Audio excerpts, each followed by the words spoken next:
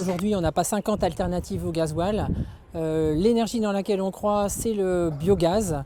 Le biogaz aujourd'hui est mature dans le domaine du transport. On a une offre constructeur qui est conséquente et également un niveau de tarification auprès de nos clients qui reste adapté et compétitif par rapport au gasoil. Nous utilisons de plus en plus d'autocars avec cette nouvelle motorisation. Nous avons d'excellents retours à la fois de nos salariés, mais également tout ce qui concerne l'exploitation pure et la partie financière.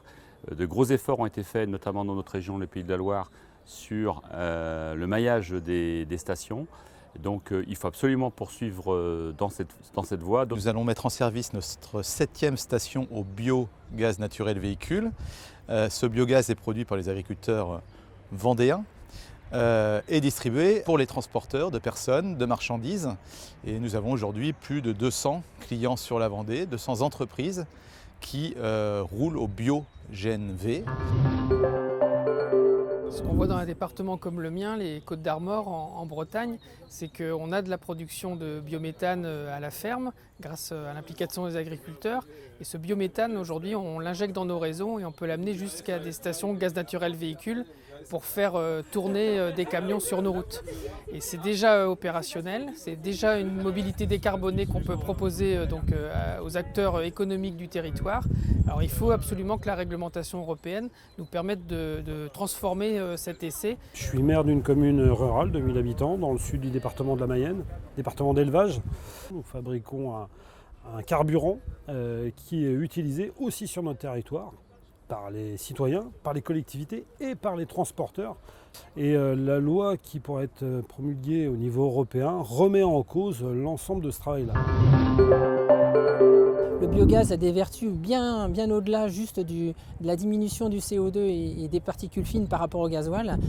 Elle est issue d'une économie circulaire. Elle permet effectivement de transformer des déchets du monde agricole en matières premières pour le transport routier.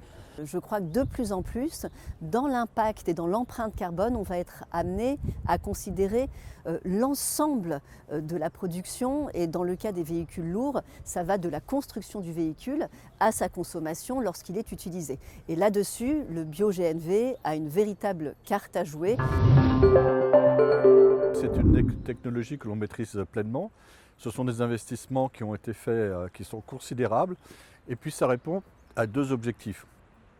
Le premier, c'est une énergie propre et le deuxième objectif, c'est la capacité que l'on peut avoir à produire soi-même cette énergie. La taille du défi qui est celui de la décarbonisation du transport, il est vraiment très grand. Il faut donner la chance et la possibilité à toutes les technologies et à toutes les énergies associées qui permettent de décarboner le transport. Et le bio-GNV fait partie de cette famille.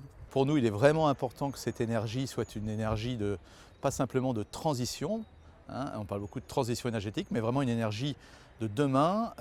Elle doit faire partie intégrante d'un mix énergétique.